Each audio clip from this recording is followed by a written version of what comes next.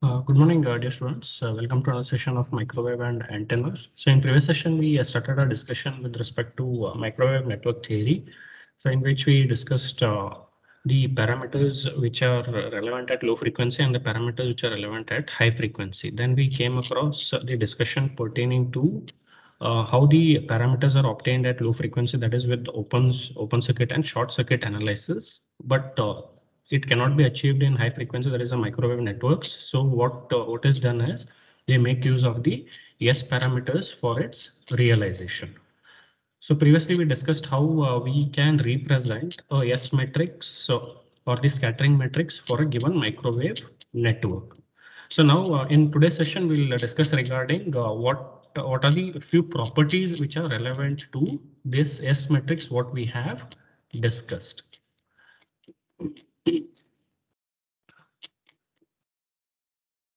So in today's session, we'll start a discussion with respect to the properties of the S parameters for a given microwave network, which is having say n number of ports.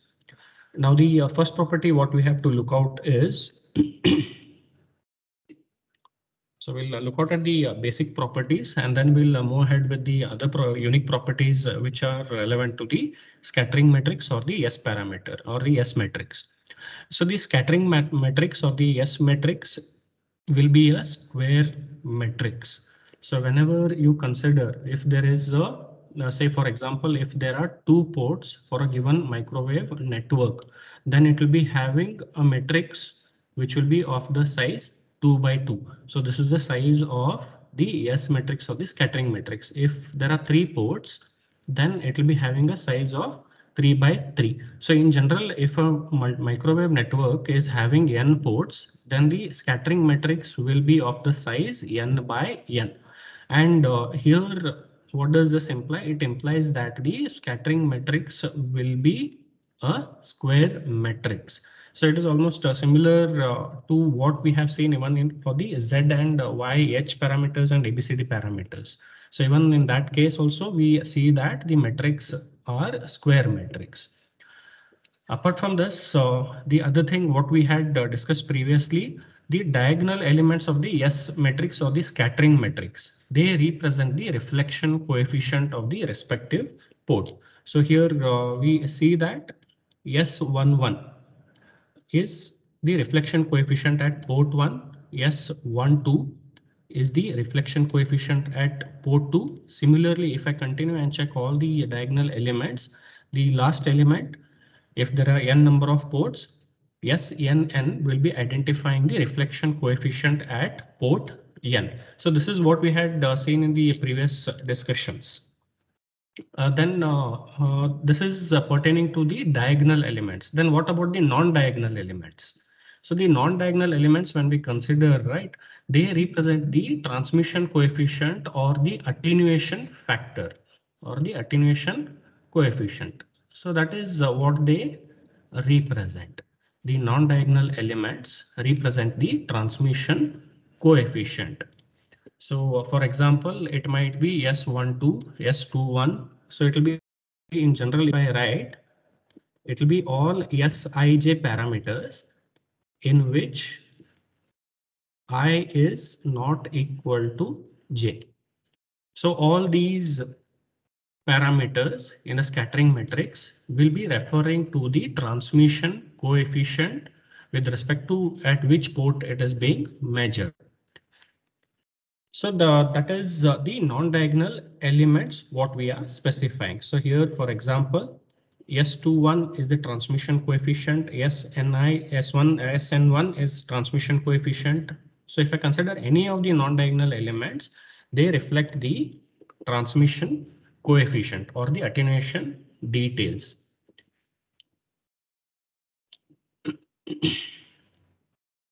So apart from that, what is the other aspect what we have to look out is when we are measuring any of the parameters, here we can see that if it is S11, it is B1 divided by A1, provided the other input ports are 0. So what is this telling? This is telling that the other input ports are matched terminated. So this will be holding as it is. So if you want to measure any of the S parameter, you have to terminate the other ports.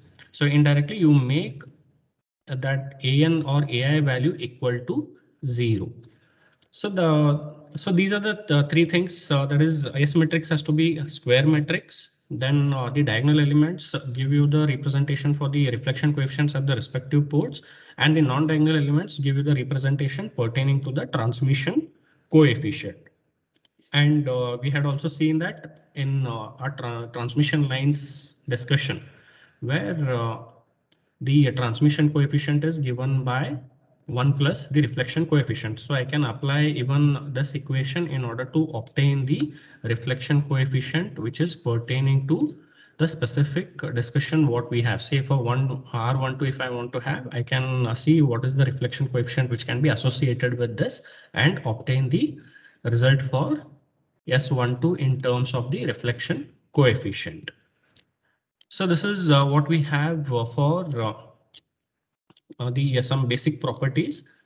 Then apart from this, there are some other properties what we have to discuss. So those are the three properties. Along with that, we need to consider other properties also. So the first thing what we have is what happens to the diagonal elements when we have a perfectly matched network. Now remember, if we have a perfectly matched network, so I have say a microwave network, and here I'm having the load, and if it is perfectly matched. So what happens in this case is whatever input you are providing, the incident wave which is available at the load, it will not get reflected. That is under the matched load condition. That is, there is a perfect match. If the network, microwave network is perfectly matched, reflection won't be present. So in that case, we write as reflection coefficient will be 0. So reflection coefficient is 0. What it implies? It implies that SII is 0. So that is SII, if I just specify S11, S22, so on up to SNN. All these elements, that is the diagonal elements, will be 0. So that is, so if the network is perfectly matched, all these diagonal elements will be 0, which indicates that there is no reflection which is present in the S matrix.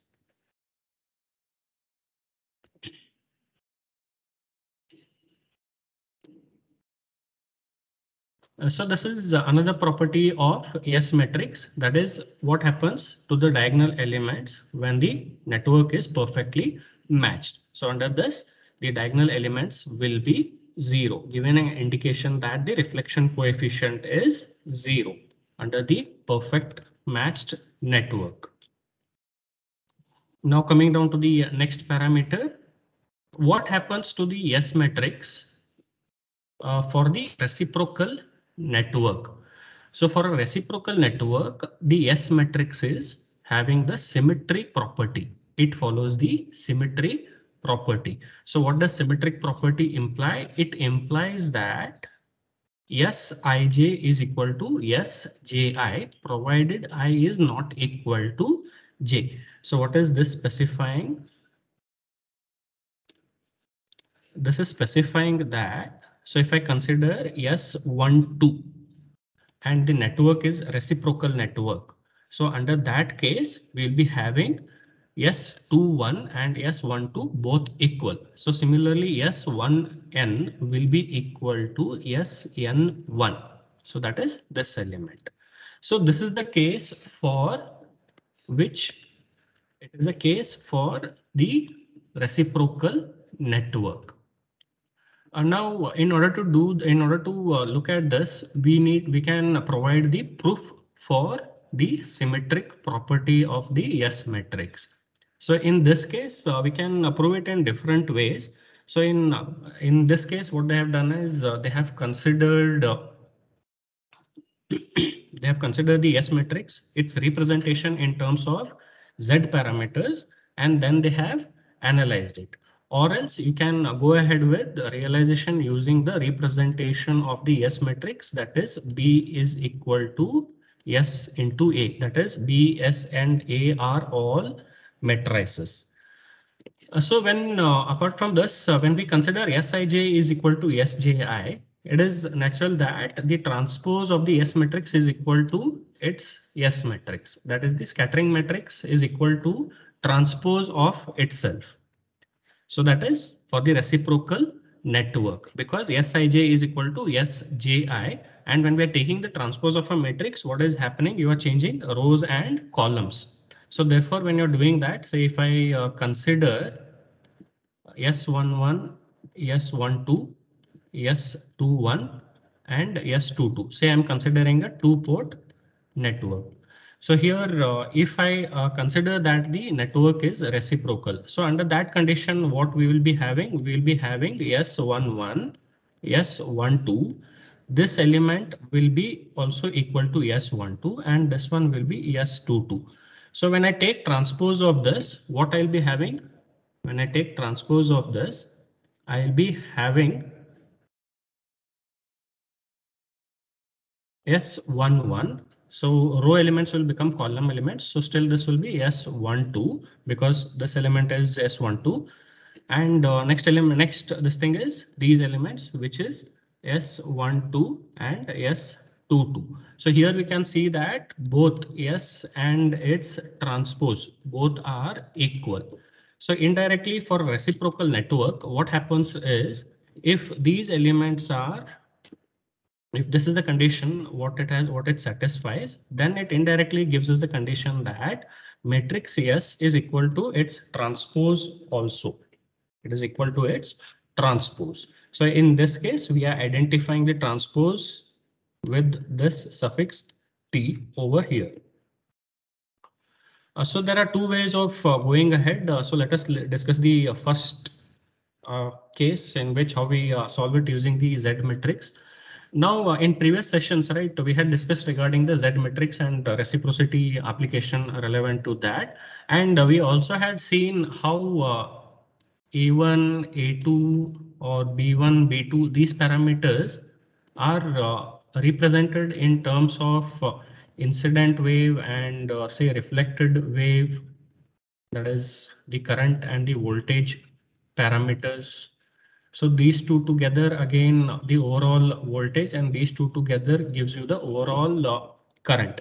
So with in association of this with respect to Z0, we were able to represent A1, A2, B1, B2 in terms of the total voltage and total current. So that is the previous discussion what we had. So based on that, this discussion will be moving ahead.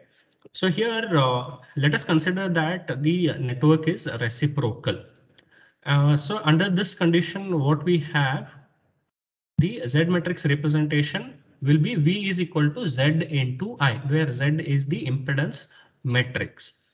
So now based on these values, right, we'll be able to represent parameter A and parameter B. So this is associated with the incident wave amplitude, and this is associated with the reflected wave amplitude. So this will be given by equation 4, which is represented over here, and B will be represented by equation 5, which is represented over here.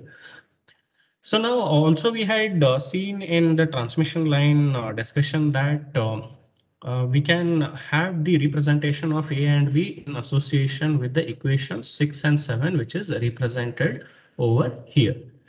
So now here what we have is when we consider this representation, we can represent equation 3 as shown over here. That is V is equal to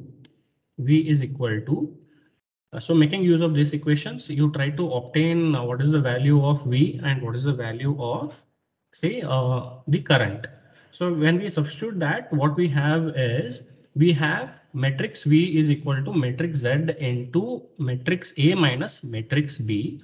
And this is again equal to matrix A plus matrix B. So here, if you just remember, if I consider the overall current representation, right, it is associated with incident minus the reflected current. It is associated with incident minus the reflected. Similarly, if I have to identify the voltage at a given port, it will be equal to incident voltage plus the reflected voltage. So it is based on that this thing what this equation is represented. So V is actually equal to incident plus the reflected parameter. This is the wave amplitudes, and the current is A minus B. So now this is the equation what we have when we try to represent it in terms of the Z parameter. So this is up to this point. Now, if we consider a unity matrix, so this is a discussion pertaining to symmetry aspect. So if we have a unity symmetry aspect, so what is this telling? This is telling that the transpose will be equal to the S matrix itself. So under that condition, what if I do is, if I take the product of complex conjugate of the S matrix along with its transpose, this will be equal to the unit matrix. This is actually a unitary property of the S matrix that also we'll be observing in the coming forth discussion. So this is the unit matrix. Sometimes we represent it as the identity matrix. So here we just specify it as the unitary matrix. U is actually a unitary matrix, which is nothing but the identity or the unit matrix. So now here you can observe that what is done is, so it is complex conjugate, product of complex conjugate of the scattering matrix into its transpose. So now what we can do is, if you consider equation 8, and try to separate B and A coefficients, you try to separate B and A coefficients. So you consider this parameter and try to simplify the overall representation. So when you simplify that, what you are having is, you will be having an equation which is represented in this form.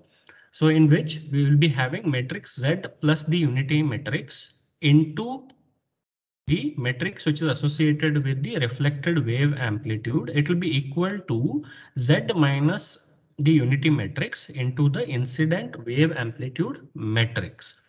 Now, when I simplify for B, what I'll be having? I'll be having, since this is a matrix, so this also represents a matrix over here.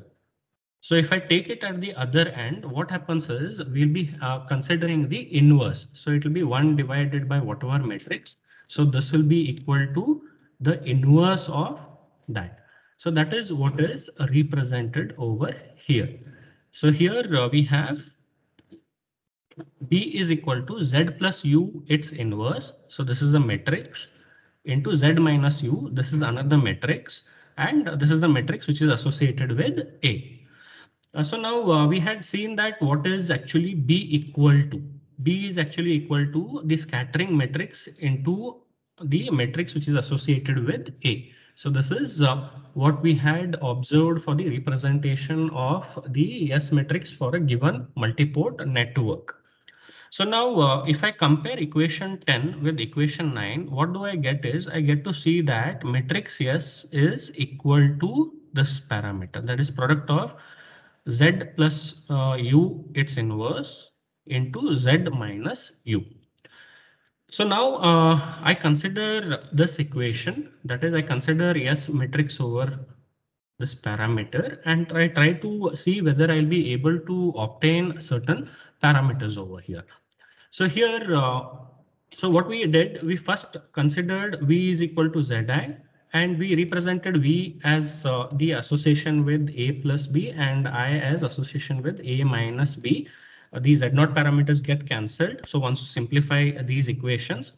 So now once we have obtained this equation, now what we do is, if we simplify the overall representation, we can obtain this equation and then we represent this in terms of B and A, in which this represents the S matrix representation. So now here we have the S matrix representation. So here, when I compare those two equations, what I am having is the scattering matrix is equal to Z plus U, its inverse, into Z minus U. So this is still in the matrix form. So what you are checking out, this is in the matrix representation. So now here, let us consider that this parameter Z minus U is represented by a matrix which is termed as R, and Z plus U is represented by a matrix which is termed as Q. So therefore, this equation 11 will be what? It will be matrix Q inverse into R. So that is what we have. So here, that is what they have represented in this case. Now, when I consider the Z matrix, right, in the previous this thing we had discussed, for Z matrix, we have Zij is equal to Zji. So that is the discussion what we had in the previous sessions. So it is because of that, what happens is the product of these two will be equal. That is R into Q will be equal to Q into R. So this is based on the property of the Z matrix, what we have considered. So now for this equation, what we do is we multiply two factors of Q minus on the RHS and the LHS. So we take the inverse, sorry, not Q minus, it is the inverse of the matrix Q. We multiply the inverse of the matrix Q for on the RHS and the LHS side as it is represented in equation 15. Now here what we are doing is, now, if you just see, since we have added it on both the sides, if I cancel this, still the equation remains the same. It is R into Q is equal to Q into R. So now what we have to do is we need to apply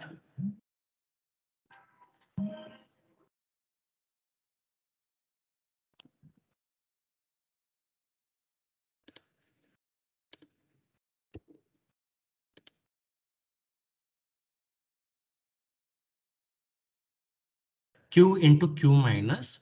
So and in this side it is Q Q into Q inverse and in the right hand side we consider Q inverse into Q. So when we take product of Q and Q inverse, it will be equal to the identity matrix, or what is represented over here as a unity matrix.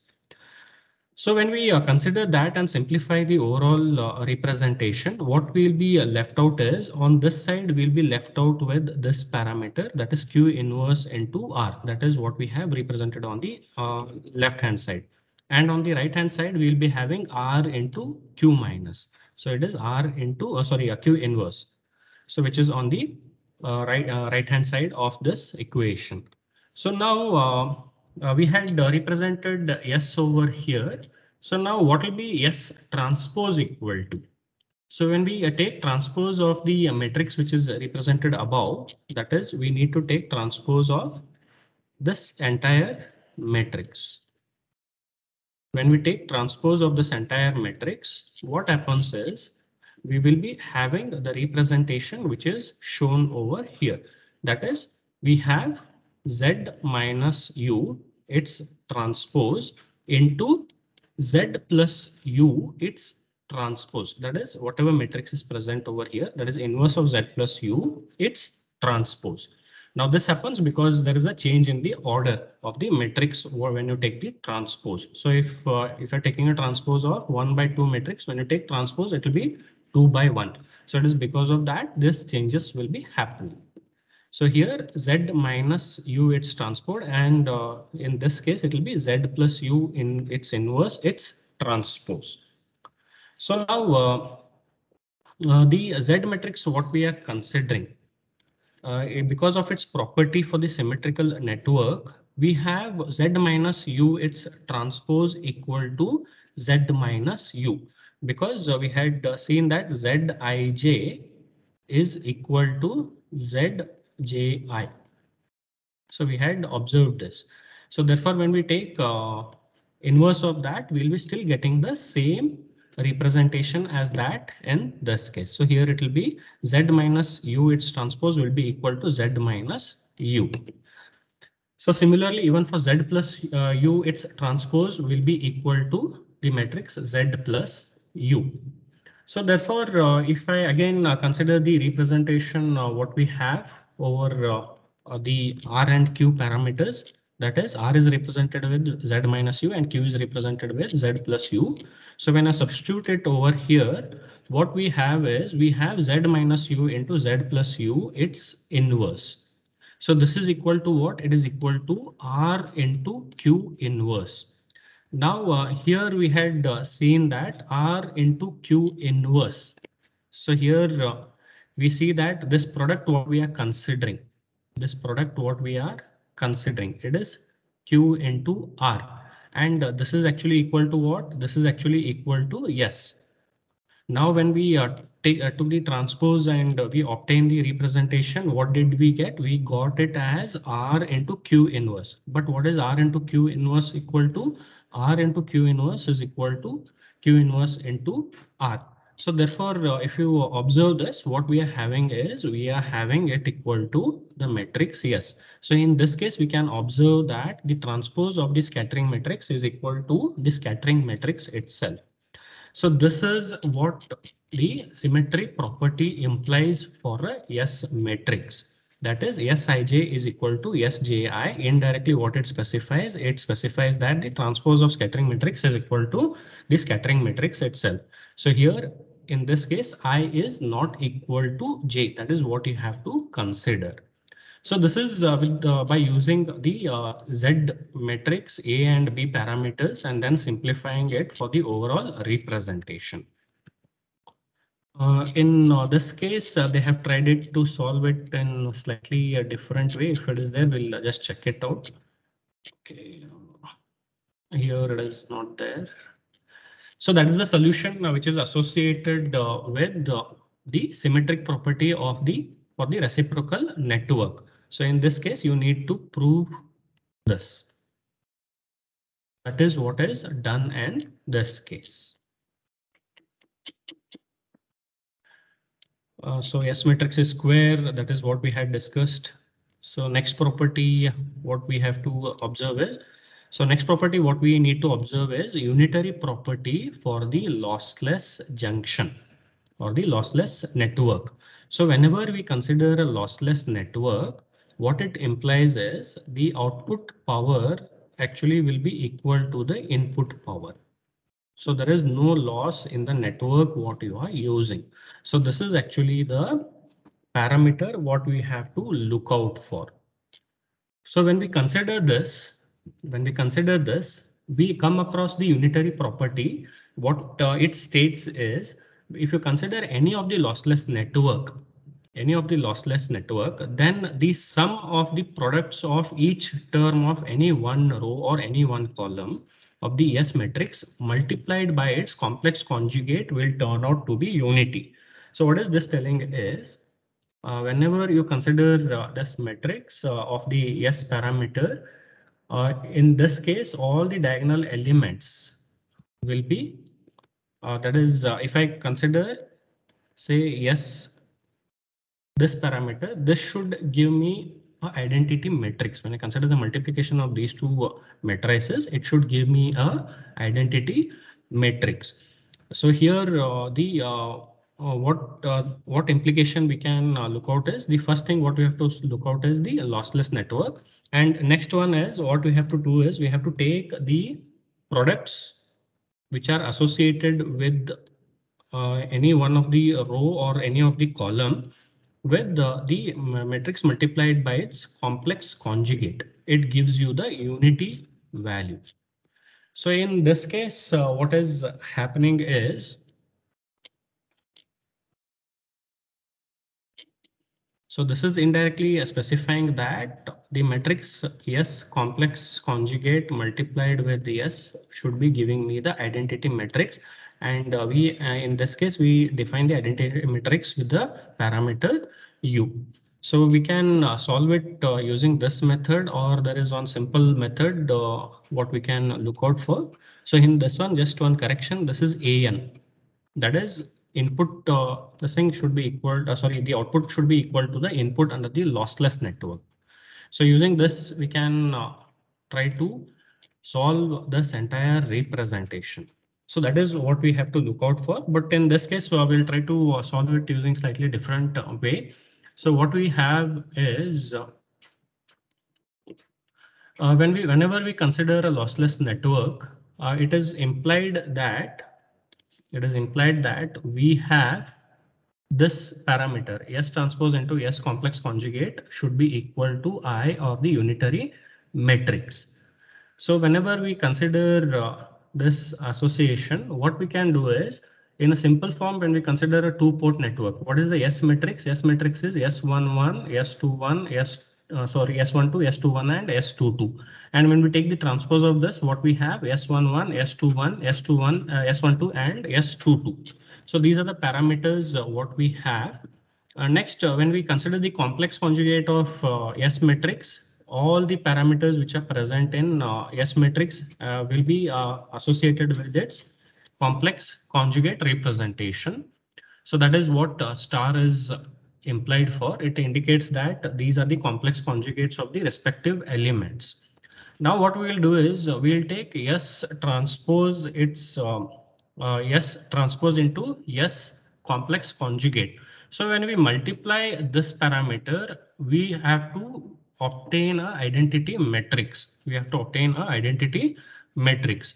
So now when we observe this, when we cross multiply this entire matrix and we simplify, we observe that what we are having S11 its complex conjugate multiplied with S11 plus S12 its complex conjugate multiplied with S12. So this is what is this indicating? If you just see S11 and S12, so it is falling in one column. It is falling in one column. So if I consider S11 and S12 its complex conjugate, it is falling in one row. So this is, so when I take the sum of the products of either one of the rows or either one of the columns with its complex conjugate, I will be getting the unity. So if I compare this, what I am getting is S11, I'm getting S11 into S1 star plus S12 into S12 star is equal to unity. So similarly, if I check for the other elements, the other property also I'll be looking out. So these elements for a lossless network will be, this product will be equal to 1, whereas the other elements will be equating to 0. So these are the two things what we can look out. But unitary matrix associates or unitary property associates only with this equation 30. So here we can observe S21 into S21 star plus S22 into S22 its star is equal to 1. So this is actually proving the unitary matrix solution. So similarly, you can try out for the other case and try to look out what is the solution. So this is one way how we can look out for. There is another way of looking out for its proof. So using the representation. So here let us see how it is being looked out for. So what is this state? This is slightly because S matrix is its complex representations are there in different, this thing you can have different representations what we have. So here we can see that it is slightly represented in different form.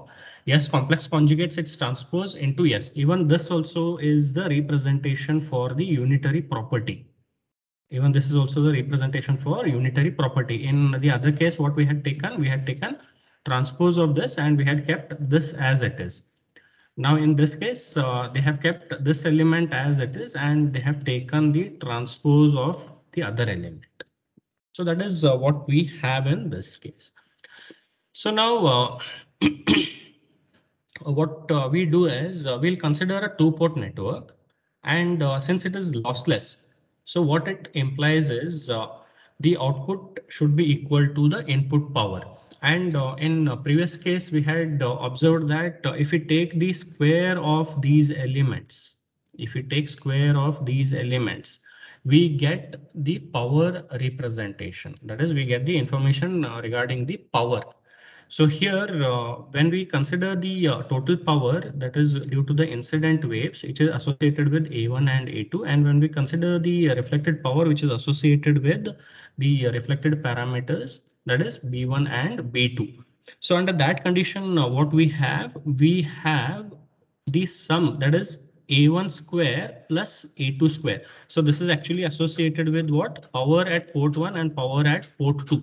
So these are the two input powers, and this should be equal to B1 square plus B2 square. So this is the power which is associated at the say reflected parameters. So here it is at port 1, this is at port 2, this is at port 1, and this is at port 2. So here we are considering a 2-port network. Now here we had seen that what is the matrix representation for the scattering parameter. So it is associated as B is equal to S into A. So if it is a 2 by 2 matrix, we will be having total number of 4 elements which are associated with the scattering matrix.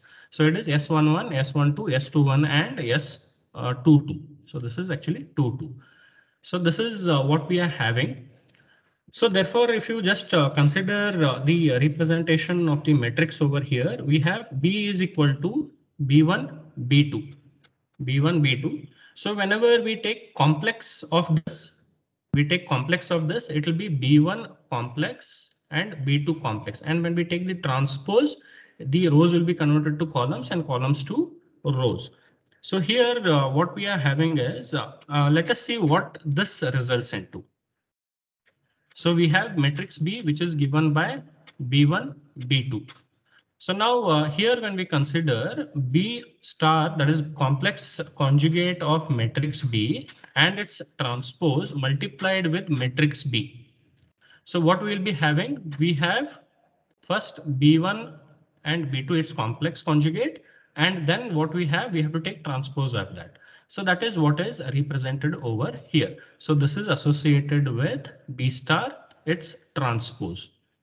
Now B is what? B is nothing but this matrix itself, which is B1 into B2. Now when we consider this, when we multiply what we have, B1 complex multiplied with B1 plus B2 complex multiplied with B2. So we are having this parameter, and we know that when we take complex conjugate multiplication with its own parameter, we get the magnitude which is associated. So it is B1 square plus B2 square. Now, so this is what we are doing is we are trying to see this representation in terms of the matrix. So therefore, we got to know that B1 magnitude of B1 square plus magnitude of B2 square is nothing but B star transpose into B. So this is the representation. So what we do is we substitute this equation. We substitute this equation over here. So B1 square plus B2 square is equal to B star its transpose into B. So now when we substitute, what we have is we have B1 square plus B2 square is equal to B star into B its transpose into B. Similarly, this also will be having same kind of representations when we substitute it in this form. So we have A star its transpose into A. So this is the equation which is simplified from the above parameter. Now, now what we do is we know that B is equal to S into A. Now, what is its complex conjugate representation? We need to take complex conjugate of B. Then in order to obtain that, we need to take complex conjugate of this entire result, which is basically obtained by taking complex conjugate of S matrix multiplied with complex conjugate of matrix A. So this is what we'll be getting. And when we take the transpose of this, that is when we consider transpose of this matrix, now since order has to be changed, what happens is here we'll be having A star its transpose multiplied with S star its transpose. So this is the representation of B star its transpose in this case. So we have two representations. One is B is equal to S into A, and B star its transpose is equal to A star transpose into S star its transpose. So now what we do is we substitute these two in this equation. We substitute these two representations in this equation. Now when we substitute those, what we obtain is we see that we obtain it as, so So here we have B star transpose. It is A star transpose into S star transpose. And here we have B, which is S into A. And on the right hand side, we are having A star transpose into A. So now when we try to simplify this one, what we have is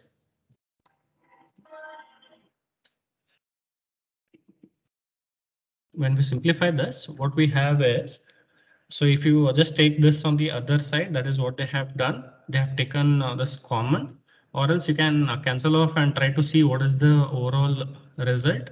So here, if you just observe these matrices are there, if I try to adjust them, what I'll be getting is I'll be getting S into S star, its transpose into S equal to 1. I'll be getting it equal to 1. So here in this case, what they have done is they have taken this on this side. So they have considered the matrix subtraction over here. So these two parameters are common in both the matrices. So when I consider, when I take the common out, it will be A star transpose into A, which is S star transpose into S minus 1. So this will be equated to 0. So here we can see that this is not equal to 0. So therefore, this is the only parameter which has to be equated to 0. So when we equate this parameter to 0, what we are having is we observe that when we equate this to 0, we see that we take this one on this side, we get S star transpose into S equal to 1. So this one is nothing but, since this is a matrix representation on this side, this one also which is there, that is this one what we have represented. It will be nothing but the identity matrix. So which is nothing but the unitary matrix what we are discussing. So we observe that if the network is lossless, then it satisfies this property. It satisfies. So this is the property which is associated with the matrix, that is the scattering matrix. That is, if the network is lossless, then S star transpose into S will be equal to I. That is a unitary matrix. So these are few properties. There is another one property which is associated with this. That is the phase shift property. Now in previous session, we had discussed regarding say the ports. So in microwave devices, this is actually a port, that is a reference plane. A reference plane is actually a port in a microwave network. But in your low frequency networks, it is the pair of these input or pair of those input or the output, the thing what you're looking, those form the ports. But in microwave, what happens is the ports are actually identified by the reference planes. So these are the reference planes which actually give you the information pertaining to the ports. So here we can see that we have 1 and 2 which is defined. We have 1 and 2 which is defined. So here what happens is if you measure the S parameters considering these two reference planes. Now once you have measured the S parameters, now if you change the reference plane. So in this case, what they have done is from 1 they have moved a distance, or sorry, from 2 they have moved a distance of L2, wherein we have the reference plane which is identified by 2 prime, and from 1 you have moved a distance of L1 which gives you the reference plane which is identified by 1 prime. So that is this tilde which is represented. It is called as a prime. So here 1 and 2 were the unprimed representation. So these were the reference planes. At this you have measured the S matrices, S parameters. Now if you shift these two reference planes, so if the reference plane which is identified with 1 is shifted by L1 and reference plane identified by 2 is shifted by L2. And this gives you the reference planes which are identified by 1 prime and 2 prime respectively. So with respect to this, what happens is there will be a change in the S matrix, what you will be obtaining. So if I obtain the S matrix considering these two, and if I obtain the S matrix considering these two, there will be slight changes. So what are those changes and how they can be obtained? They are obtained based on this length parameter, by how much it has been shifted. So whenever you do the shifting operation, this gives rise to the phase shift property of the S matrix. So in this case, what happens is if you have a S matrix which is represented in this form, say for a 2-port network, S11, S12, S21, and S22, and if you shift these planes, that is reference planes 1 and 2, what we saw over here, that is 1 and 2. If we shift it at 1 prime and 2 prime, which are at distance L1 and L2, then what happens is there will be an electrical phase shift, which will be actually given by beta 1 into L1 and beta 2 into L2, which is associated at the reference plane 1 prime and 2 prime. So these two play an important role in the phase shift properties. Now, because of these phase shifts, what happen is there is a phase shift in the input and the output. There's the incident and the reflected wave amplitudes. So we need to consider those parameters also. So here what happens is the incident wave amplitude will be having a phase shift of phi1. The reflected wave amplitude will be having a phase shift of minus phi1. Similarly, the incident wave amplitude at port 2 will be having a phase shift of phi 2, and the reflected wave amplitude at port 2 will be having a phase shift of phi 2. So these in the new matrix. So what will be the change associated with this? In this case, what happens is the new S matrix, considering the new reference planes, will be obtained with the help of the phase shift property, in which you multiply this S matrix, that is the original S matrix which you had obtained by considering the reference planes 1 and 2, by multiplying those with these phase shift represented matrix. So here it is e raised to minus j phi 1 0 0 e raised to minus j phi 2 multiplied with S, that is the matrix which was obtained before the shift, then e raised to minus j phi 1 0 0 and e raised to minus j psi 2. So this is the phase shift property of the S matrix.